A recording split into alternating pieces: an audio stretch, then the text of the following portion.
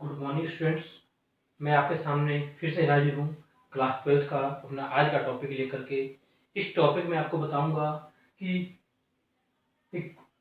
Investment fluctuation reserve क्या होता है, इसका अकाउंटिंग ट्रीटमेंट किस प्रकार किया जाएगा at the time of reconstitution of partnership firm, specially in admission of a new partner. तो सबसे पहले बताऊंगा कि इन्वेस्टमेंट क्या है। इन्वेस्टमेंट वो अमाउंट है जो आपने अपनी फर्म से बाहर किसी दूसरी फर्म में, दूसरी कंपनी में पैसा लगाया हुआ था। तो मार्केट वैल्यू के आधार पर इन्वेस्टमेंट की वैल्यू कभी भी कम या ज़्यादा होती रहती है। कभी लॉस हो सकता है और कभी प्रॉफिट भी हो सकता है। तो मैं यह बताना चाहूँगा कि फ्यूचर में हो सकने वाले लॉस को ध्यान में रखते हुए on the basis of convention of conservatism और रूढ़िवादिता का सिद्धांत के आधार पर, प्रिंसिपल ऑफ प्रूडेंस के आधार पर हम फ्यूचर के लॉस के लिए अभी से प्रोविजन बना के रखते हैं। इसीलिए हमने इन्वेस्टमेंट किया था उसकी वैल्यू में जो फ्लक्चुएशन हो सकते हैं उसको ध्यान में रखते हुए एक अकाउंट मेंटेन करेंगे, इन्वेस्टमेंट फ्लक्चुएशन रिजर्व। अब ये रिजर्व क्या होता है इसके बारे में बताने जा रहा हूँ। तो ये रिजर्व प्रॉफिट में से निकाल कर बनाया जाता है ताकि अगर इन्वेस्टमेंट में किसी ईयर में अगर कोई लॉस हो, at time of reconstitution of partnership form यदि कोई लॉस दिखाई देता हो तो पार्टनर्स, ठीक है, उस इन्वेस्टमेंट को में से वो लॉस, उस रिजर्व में से वो इन्वेस्टमेंट का लॉस एडजस्ट किया जा सके। तो अब मैं आपको यहाँ पर अकाउंटिंग ट्रीटमेंट बताने जा रहा हूँ। Accounting treatment of investment fluctuation reserve. Investment fluctuation reserve का अकाउंटिंग ट्रीटमेंट को बताने के लिए मैं आपको 4 पॉइंट लेकर चलूंगा। इन 4 पॉइंट में आपको एक्सप्लेन करूंगा, जिसमें 3 पॉइंट सिंगल हैं और चौथा पॉइंट में 3 सब पॉइंट्स आएंगे। तो सबसे पहले बताऊंगा पहला पॉइंट। तो इसमें ये क्या है, when no additional information is given about investment. तो सबसे पहले आपको बताना चाहूंगा इसके बारे में कि इन्वेस्टमेंट हमारा एसेट साइड में दिखाया जाता है और इन्वेस्टमेंट फ्लक्चुएशन रिजर्व या फंड हम लायबिलिटी साइड में दिखाते हैं। अब बात आती है कि अगर एडिशनल इंफॉर्मेशन में at the time of reconstitution of partnership firm कोई इंफॉर्मेशन नहीं दी है, इन्वेस्टमेंट से संबंधित किसी प्रकार की कोई भी इंफॉर्मेशन नहीं दी है, तो when no additional information is given about investment, तो कोई इंफॉर्मेशन नहीं है तो हम एज्यूम कर लेंगे जो इन्वेस्टमेंट की पुरानी वैल्यू थी इन फ्यूचर भी वही वैल्यू रहेगी। इट मींस इन्वेस्टमेंट में किसी प्रकार का कोई लॉस नहीं हुआ, और जब कोई लॉस नहीं होगा तो इन्वेस्टमेंट फ्लक्चुएशन रिजर्व का जो भी अमाउंट होगा पुराने पार्टनर्स में उनके ओल्ड रेशियो में डिस्ट्रीब्यूट कर दिया जाएगा। Investment fluctuation reserve account debit to old partners capital account in their old ratio. अब बात आती है सेकंड केस की। सेकंड केस में है when value of investment remains same as appeared in balance sheet. यहां पर बताऊंगा कि इन्वेस्टमेंट की वैल्यू फॉर एडिशनल इंफॉर्मेशन में दी गई है। अगर लिखा है इन्वेस्टमेंट इज वैल्यूड एट इतना, ठीक है, तो ये इन्वेस्टमेंट की वैल्यू एडिशनल इंफॉर्मेशन में दी गई है, लेकिन वो वैल्यू वही थी जो वैल्यू ऊपर बैलेंस शीट में दिखाई गई थी। तो उस केस में भी कोई लॉस आपको नहीं हुआ, क्योंकि जो लॉस आपकी पहले थी बैलेंस शीट में वही लॉस वही वैल्यू आपकी अभी भी आ जा रही है। It means you have no loss. तो यहाँ पर लॉस न होने की वजह से सेम इनकी बात होगी, investment fluctuation reserve account debit to old partners capital account, old ratio में प्रॉफिट को रिजर्व को डिस्ट्रीब्यूट कर दिया जाएगा। और तीसरा केस बता रहा हूं। तीसरे केस में when value of investment is more than appeared in balance sheet, इसका मतलब है जो बैलेंस शीट में वैल्यू दिखाई गई थी वैल्यू उससे ज्यादा हो गई है, वैल्यू बढ़ गई है, और वैल्यू बढ़ने का मतलब है प्रॉफिट। तो हम जो IFR इन्वेस्टमेंट फ्लक्चुएशन रिजर्व बनाते हैं फ्यूचर में होने वाले लॉस के लिए बनाते हैं, न कि प्रॉफिट के लिए। और जब हमारे इन्वेस्टमेंट पे प्रॉफिट हो रहा है इस केस में हमको IFR की रिकंस्ट्रक्शन के समय में कोई आवश्यकता नहीं है। तो इस IFR इन्वेस्टमेंट फ्लक्चुएशन रिजर्व को ओल्ड पार्टनर्स में डिस्ट्रीब्यूट कर दिया जाएगा, जैसे आप पहले 2 पॉइंट में कर रहे थे। तो इसकी एंट्री होगी investment fluctuation reserve account debit to old partners capital account in old ratio. अब बात करूंगा जो प्रॉफिट हुआ था, इन्वेस्टमेंट की वैल्यू पे जो वैल्यू बढ़ गई थी, जो प्रॉफिट हुआ था, तो उसकी एंट्री पास होगी investment account debit to revaluation account, बढ़ी हुई अमाउंट के साथ प्रॉफिट। अब मैं आपको बताऊंगा इसका कुछ न्यूमेरिकल ट्रीटमेंट भी। तो फॉर एग्जांपल आपकी मार्केट में इन्वेस्टमेंट की वैल्यू दी हुई है एसेट साइड में 4 लाख और आईएफआर दिया हुआ है 60,000। पहली सिचुएशन थी और पार्टनर्स ए और बी हैं 3-2 में। पहली सिचुएशन में आपको कोई इंफॉर्मेशन नहीं दी थी, कोई एडिशनल इंफॉर्मेशन नहीं है, तो वहां पर इस 60,000 को डिस्ट्रीब्यूट कर देंगे to A capital to B capital. Old ratio 3-2 में तो आएगा 36,000 24,000। IFR debit 60,000 to A capital 36,000 to B capital 24,000। Second case है value of investment remains as if है अपीयर्ड इन बैलेंस शीट, तो जो वैल्यू थी वही वैल्यू है, तो यहाँ भी सेम एंट्री पास होगी। IFR account debit 60,000 to A capital to B capital 36,000 24,000। अब तीसरे केस में बताता है value of investment revalued at 4,25,000 या 4,20,000। 20,000 4,20,000 प्रॉफिट वैल्यू हो गई, तो मतलब कि वैल्यू बढ़ गई, तो हमको प्रॉफिट हुआ है, तो पहली एंट्री कॉमन रहेगी investment fluctuation reserve account debit 60,000 to A capital to B capital, और दूसरी एंट्री जो वैल्यू बढ़ी है, जो फायदा हुआ है 20,000 रुपए का, investment account debit 20,000 to revaluation account 20,000। अब रिवैल्यूएशन के थ्रू प्रॉफिट कैसे बांटेंगे इसको मैं बाद में बताऊंगा नेक्स्ट क्लास में। अब मैं इसी के साथ आपको बताऊंगा इसके नेक्स्ट पॉइंट।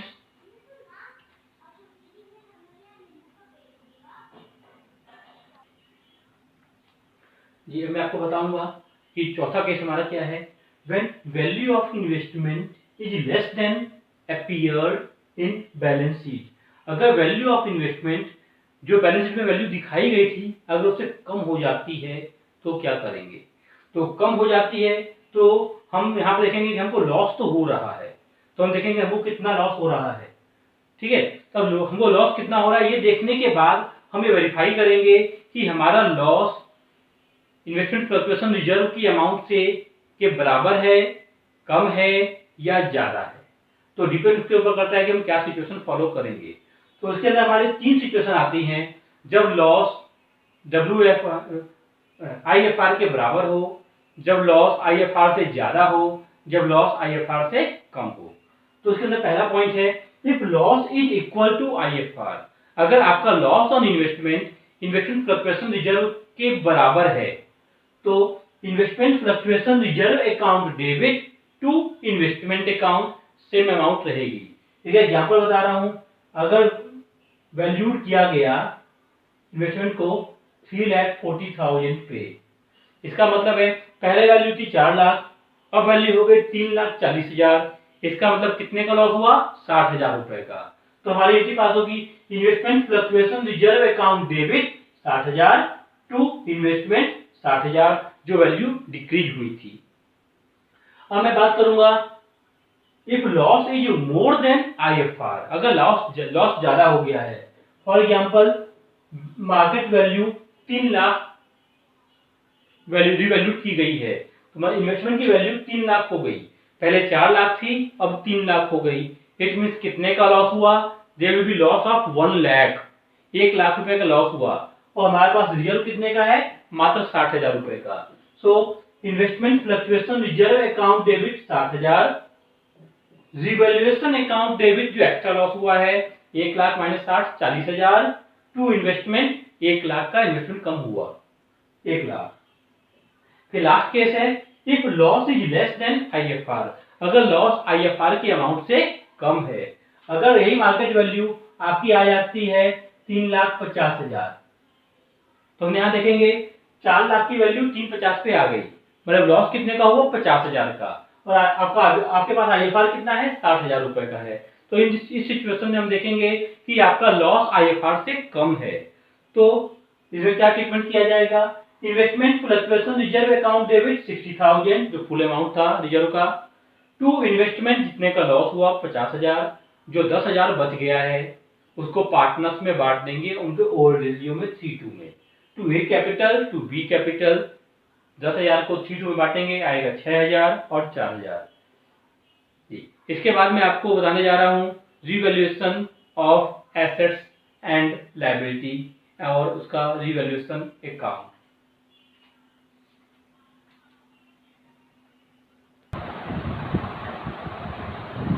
तो मैं आपको नेक्स्ट टॉपिक बताने जा रहा हूं revaluation of assets and reassessment of liability and provision. Assets को रिवैल्यूट करना, लायबिलिटी और प्रोविजंस का रीअसेसमेंट करना। इसका मतलब क्या है? एट टाइम ऑफ रिकंस्टिट्यूशन हमारे बिजनेस के कुछ एसेट्स और लायबिलिटी कुछ वैल्यू को दिखाई गई हैं, उनका फिर से मूल्यांकन किया जाता है कि हमारी एक्चुअल एसेट्स और लायबिलिटी आज की डेट में कितनी होंगी। तो जब एक्चुअल मूल्यांकन किया जाएगा, जब उसका पुनः मूल्यांकन किया जाएगा तो हो सकता है कुछ प्रॉफिट हो सकता है कुछ लॉस हो। किसी एसेट्स की वैल्यू कम भी हो सकती है और ज़्यादा भी हो सकती है। सेम उसी तरीके से किसी लायबिलिटी की वैल्यू कम या ज़्यादा भी हो सकती है। तो उसका अकाउंटिंग ट्रीटमेंट कैसे करेंगे वो बताने जा रहा हूँ। तो अभी बताऊंगा जर्नल एंट्री, इसके बाद बताऊंगा ledger account of revaluation. Then पहला point, for decrease in value of assets, assets की वैल्यू कम होगी, decrease in value of assets leads to loss. So entry will be revaluation account debit to assets account because as by 11th concept, decrease in value of assets will be credited. So revaluation account debit to assets account. Then for increase in value of assets, assets की value बढ़ रही है तो debit होगा, assets account debit to revaluation account. फिर third point है for increase in value of liability and provision. Liability and provision की value बढ़ेगी, इट मीन्स आपको इन फ्यूचर ज्यादा पेमेंट करना पड़ेगा, ये आपके लिए लॉस होगा। तो revaluation account debit to liability and provision. Liability and provision जब बढ़ता है तो क्रेडिट होता है, ये आपका 11th का कंसेप्ट था। और last fourth point, for decrease in value of liability and provision, तो जब लायबिलिटी एंड प्रोविजन कम होगा तो डेबिट होने लगेगा। तो liability and provision account debit to revaluation account. अब हम देखेंगे आपका रिवैल्यूएशन अकाउंट से प्रॉफिट हुआ या लॉस हुआ। If credit is more than debit there will be profit, if debit is more than credit it will be loss. तो for profit of revaluation account, if credit is more than debit, अगर credit ज्यादा है तो revaluation account debit to old partners capital account in their old ratio. जो भी profit या loss होगा old partners में उनके ओल्ड रेशियो में डिस्ट्रीब्यूट कर दिया जाएगा। और अगर लॉस होगा, if debit is more than credit, इसकी जस्ट रिवर्स एंट्री होती है, old partners capital account debit to revaluation account. अब यहाँ बताऊंगा कि रिवैल्यूएशन अकाउंट एक नॉमिनल अकाउंट होता है, ये एक लाभ प्रॉफिट एंड लॉस अकाउंट की तरह ही होता है। जब रिवैल्यूएशन अकाउंट जब लॉस होगा तो रिवैल्यूएशन अकाउंट डेबिट होगा, और जब प्रॉफिट होगा तो रिवैल्यूएशन अकाउंट क्रेडिट होगा। और लास्ट में जैसा भी प्रॉफिट या लॉस आएगा उसको हम ओल्ड पार्टनर्स में बांट देंगे उनके ओल्ड प्रॉफिट शेयरिंग रेशियो में। अब मैं आपको इसी के साथ बताने जा रहा हूँ रिवैल्यूएशन अकाउंट कैसे बनेगा।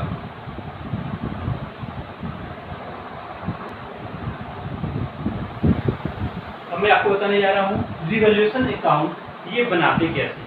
एक simple T shape account maintain करते हैं, तो T shape account particular amount.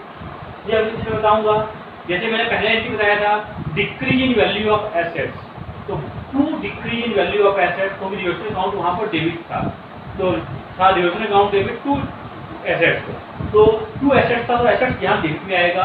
To decrease in value of assets, जो भी एसेट्स की वैल्यू कम होगी। देन सेकंड पॉइंट था increase in value of assets, अगर बढ़ेगी तो फायदा हो रहा है तो बाई में आएगा, by increase in value of assets. फिर उसके बाद देखेंगे कि लायबिलिटी की वैल्यू बढ़ रही है तो लॉस हो रहा है, to increase in value of liability and provision. Liability की वैल्यू कम हो रही है तो फायदा है, by decrease in value of liability and provision. इसके बाद हम देखेंगे अपना बैलेंसिंग फिगर क्या आता है। कभी बैलेंसिंग फिगर डेबिट में आएगा, कभी क्रेडिट में आएगा और कभी बैलेंसिंग फिगर नहीं आएगा। अगर बैलेंसिंग फिगर डेबिट में आता है, इट मीन्स ये प्रॉफिट है आपका, तो profit transfer to capital old partners में ओल्ड रेशियो में बांट दिया जाएगा। अगर क्रेडिट में बैलेंस आता है, मतलब ये लॉस है, तो loss transfer to capital old ratio में ओल्ड पार्टनर्स में बांट दिया जाएगा। अगर दोनों बराबर आ जाते हैं, कोई बैलेंस नहीं आता, it means there is no loss और no profit in revolution account. आशा करता हूँ आपको मेरा आज का ये वीडियो पसंद आया होगा और समझ में भी आया होगा, जिसमें मैंने इन्वेस्टमेंट फ्लक्चुएशन रिजर्व और रिवॉल्यूशन का पूरा डिटेल ट्रीटमेंट बताया है, तो कैसे क्या करेंगे। इसके अलावा यदि आपको कोई भी डाउट होगा, आप मुझे कमेंट बॉक्स में कमेंट कर सकते हैं, टैग कर सकते हैं, और आप मेरे वीडियो को लाइक करिए, सब्सक्राइब करिए एंड शेयर करिए, ताकि मेरे आने वाले वीडियो सबसे पहले आपको मिले। जी धन्यवाद।